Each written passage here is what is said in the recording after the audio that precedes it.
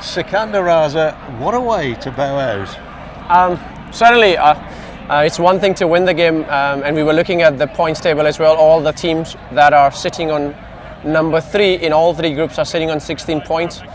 We had the second worst run rate as well, but to win it with 90 or 80 odd runs and then to win the game as well certainly is very pleasing because it helps the cause, it keeps our dream alive, and I think the run rate could be very crucial, so to help that with the run rate as well is certainly a very good win.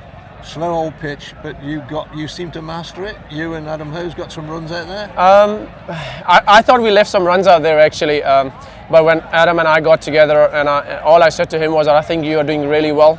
I don't think so we have to look too high up. I think if you can get to 150, which is basically 10 and over for the last 7-8 overs, I think it's a very good position to be in.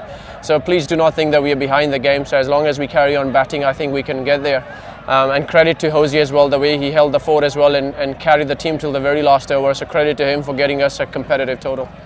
And then, I mean, with the ball, it was just everything went your way, didn't it? I think these sort of the games are something that gives you a bit more belief as well.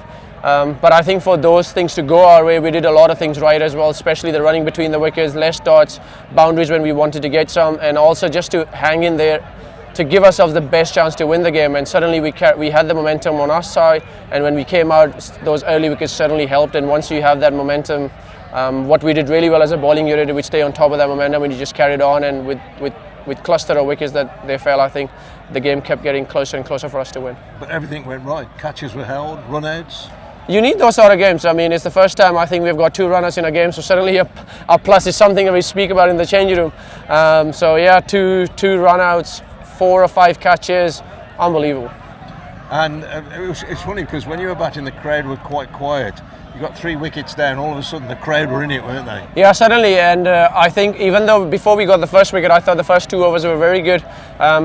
In my head, all I'm thinking is if we can get hold of the power play and do not allow them to get away from us too much in the power play, it gives us the best chance. Certainly with maybe 10, 11 overs in our armoury with spin, because we knew that D'Oliveira is going to play a huge role in that wicket as well. And I felt that spin was harder to play on that wicket, but suddenly when Osama and myself came on, the runs dried up and the wickets kept coming pretty much one every over, and that just kept putting Kent back and back, and then we had that opening and we ran through with it. Sadly, your last game this season. Sadly, but I hold my international commitments with Zimbabwe especially very high.